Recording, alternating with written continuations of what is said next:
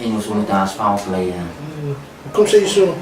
Want kyk my pa, hy sal die soefie of wande en so nie. Sien jy?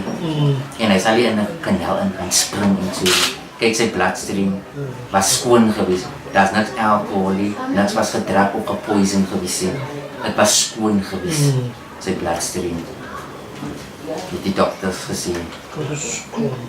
So ek kwam met dat ja, my pa was hier vandaan af, waar ewe hier so geëpkat geweest. En miskien het hulle dit nie daar gedoen saam met hom. Want kijk, die dinge van op Facebook, waar hulle dinge gedoen het met hom. Baie mense het hy gesien, waar hulle hom wil slat en so, sy hande wil hulle afkap, hulle sê iets oor sy kop en so, toe min mense dat ja, hulle gaat dit nou doen en so. Maar my pa is 'n baie sagte persoon. Ja. Hy is baie sag. Hy was die ene wat in die huis wil gebly het en toen, maar ons as kinders het so, ons het best probeer om altyd net in die huis in te kan hou en so. Maar dan voel ons, as hy in die huis in is, dan spring hy uit by die agtervensters weer. En so, dan doen ons dat hy kan nie maar van beseer en so.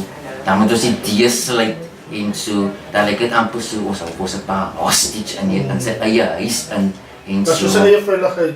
Vir sy eie veiligheid, ja. Gaan net uit en so, nou had ons nou net agter hom en so. Dan sê hy, los my. Nou doen hy dit voor ons neighbors en so. Ek dink ons neighbors, ons miskien mishandel hom hier in die huis in.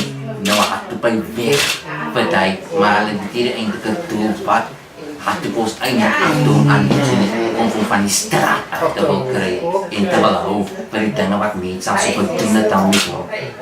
Ik had nog mijn broer gezegd, ik heb ook maar klaar, maar die is dood.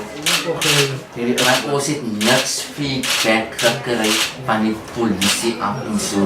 Niks. Die polisie vra eigenlijk voor ons of ons niks feedback vir hulle nie.